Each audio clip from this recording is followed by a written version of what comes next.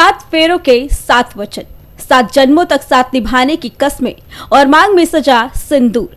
ये महज रिवाज नहीं होते, बल्कि दो अजनबी दिलों का वो पवित्र बंधन होता है जहां एक औरत अपना सब कुछ छोड़कर अपने सुहाग के आंगन को अपना संसार मान लेती है। पति को अपना भगवान और उसकी परछाई को अपनी ढाल समझकर जीने वाली एक पत्नी कभी सपने में भी नहीं सोच सकती कि जिस शख्स के नाम की उसने माला जपी है वही शख्स एक दिन उसका कातिल बन जाएगा। लेकिन रामपुर से जो खौफनाक दास्तान सामने आई, उसने पवित्र रिश्ते के माथे पर ऐसा खून का कलंक लगा दिया जिसे देखकर इंसानियत भी कांप उठेगी। जमीन के एक टुकड़े के लालच में एक पति हैवान और जल्लाद बन बैठा। ये सिर्फ एक हत्या नहीं, ये इंसानियत का कत्ल है। रात के करीब 2 बज रहे थे, चारों तरफ सन्नाटा था, लेकिन रामपुर के उस घर के अंदर एक इंसानियत को तार तार करने वाला खौफनाक खेल खेला जा रहा था। जिस शख्स के नाम की मेहंदी हाथ में रचकर एक औरत ने 7 फेरे लिए थे, जिस जीवन साथी के साथ उम्र भर जीने मरने की कस्में खाई थी, वही शख्स उस रात शैतान बन चुका था। जमीन के एक छोटे से टुकड़े, महज 1 बीघा जमीन के लालच में उस पति ने रिश्तों की सारी मर्यादाओं को कुचल डाला। कहानी शुरू होती है नसरीन से, जो 7 बहनों में चौथे नंबर पे थी। माता पिता का साया पहले ही उठ चुका था। जब पुश्तैनी संपत्ति बटी तो नसरीन के हिस्से में आधा बीघा जमीन आई। बाद में उसने अपनी एक बहन के हिस्से की जमीन भी खरीद ली, जिससे कुल जमीन करीब 1 बीघा हो गई थी। ये जमीन नसरीन के लिए सिर्फ मिट्टी का टुकड़ा नहीं था, बल्कि उसके मासूम बच्चों के आने वाले कल की हिफाजत की आखिरी उम्मीद थी। लेकिन उसका पति इसरार इस जमीन पर गिद्ध की तरह नजरें गड़ाए बैठा था। वो इस जमीन को बेचकर अपनी अय्याशियां पूरी करना चाहता था। नसरीन जानती थी कि अगर ये जमीन बिक गई तो उसके बच्चों के सिर से छत और भविष्य दोनों छिन जाएंगे। उस काली रात का खौफनाक सच बताते हैं अब। रात के सन्नाटे में जब विवाद बढ़ा तो हैवान पति इसरार ने सारी हदें पार कर दी।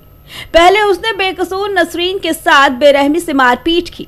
जब वो दर्द से करा उठी तो उसने उसके हाथ पैर कस कर बांध दिए।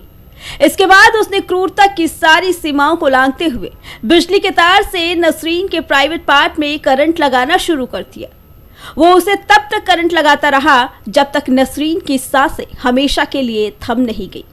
एक माँ, एक पत्नी जो गिड़गिड़ाती रही होगी, उसे उस हैवान ने तड़पा तड़पा कर मार डाला।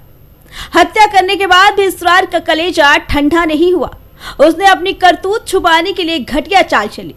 वो नसरीन के शव को एक किराए की कार में लाद कर अपने गांव भटपुरा तारल ले गया। वहां उसने गांव वालों को ये झूठी कहानी सुनाई कि नसरीन की मौत सामान्य तरीके से बिजली का करंट लगने से हुई। लेकिन कहते हैं ना कि पाप छुपता नहीं है। गांव वालों को इसरार के चेहरे के हाव भाव और उसकी कहानी पर शक हो गया। उन्होंने बिना एक पल गवाए पुलिस को सूचना दी थी और यहीं से इस शातिर जालसाज की पोल खुल गई। जब नसरीन की मौत की खबर उसके मायके वालों तक पहुंची तो उनके पैरों तले जमीन खिसक गई। उन्होंने इसरार समेत 6 लोगों के खिलाफ हत्या का मुकदमा दर्ज कराया। पुलिस ने त्वरित कार्रवाई करते हुए मुख्य आरोपी इसरार को गिरफ्तार कर लिया और कत्ल में इस्तेमाल किया गया बिजली का तार और मोबाइल भी बरामद कर लिया।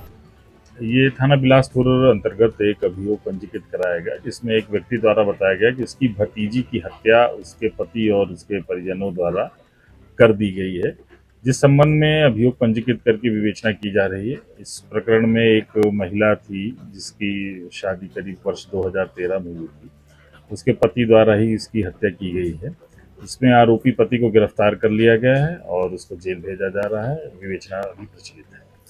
आइए, इस महिला का पोस्टमार्टम दिनांक 15 तारीख को ही कराया जा चुका है। इसकी पोस्टमार्टम में मल्टीपल बर्न इंजरी आई है, जो इलेक्ट्रिक शॉक से किया जाना बताई जा रही है। उसी से इसकी मृत्यु हुई है और पति को भी जो गिरफ्तार किया गया तो उसके द्वारा भी यही बात बताई जा रही है कि उसने करंट लगा करके अपनी पत्नी की हत्या की।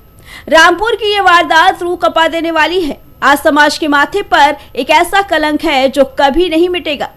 जिस जमीन को नसरीन अपने बच्चों के आंसू और भविष्य की डाल बनाना चाहती थी, वही जमीन उसकी अर्थी का कारण बन गई। एक हंसता खेलता परिवार जमीन के लालच में तबाह हो गया और पीछे छूट गए सिर्फ रोते बिलखते मासूम बच्चे और एक कभी न भरने वाला दर्द।